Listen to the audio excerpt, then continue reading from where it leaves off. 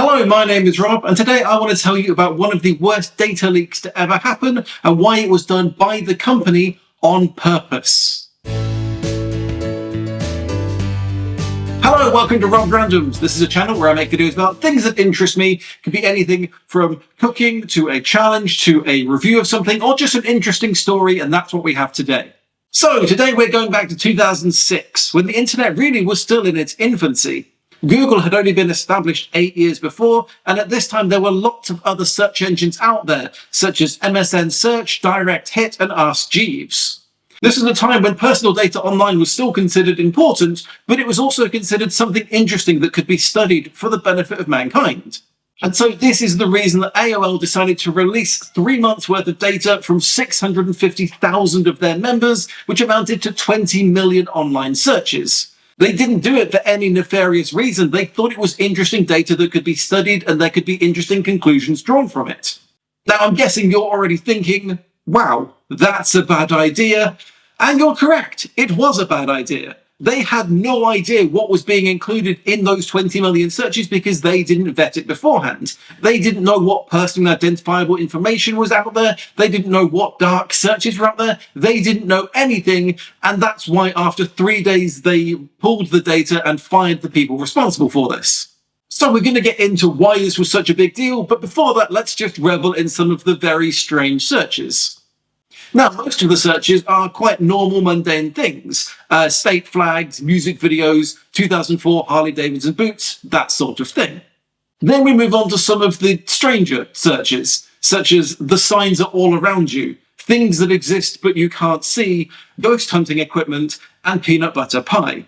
Now, all of those searches were made by different users of AOL, but I'm willing to bet all of them were stoned at the time. Now, as I say, all of those searches were made by different people because the search logs included a user ID. Now, this meant that you could see which searches were made by the same person. And one of the things I found in the search logs was a lot of things by one person about how to get back at her ex-boyfriend. So this person searched for things like how to get back at an ex-lover, revenge tactics, sites for men haters, sign up for gay stuff to be mailed, and they even search for different websites such as makehimpay.net and makehimsuffer.net. Now, I don't know if those websites actually existed at the time or if they were just being hopeful. Now, obviously, those searches are already quite dark, but some other users search for some even darker things, and we'll come to that in just a moment. So the AOL search logs obviously included a lot of personal information, and from that, it wasn't too difficult to find out who some users were.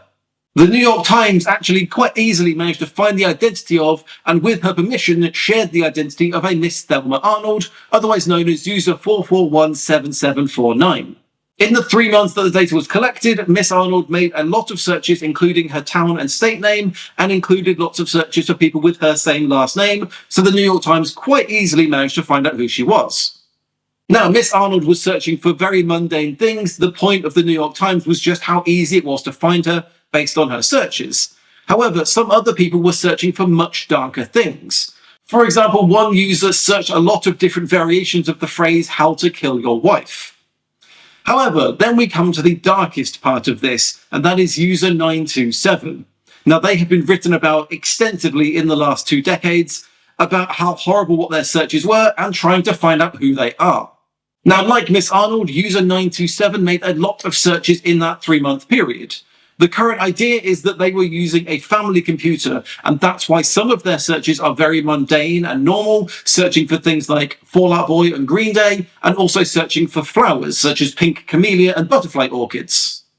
However, sprinkled in amongst those very mundane searches, we have very dark searches, such as dog sex, hardcore BDSM pornography, and very illegal pornography, the search terms of which I'm not going to repeat here.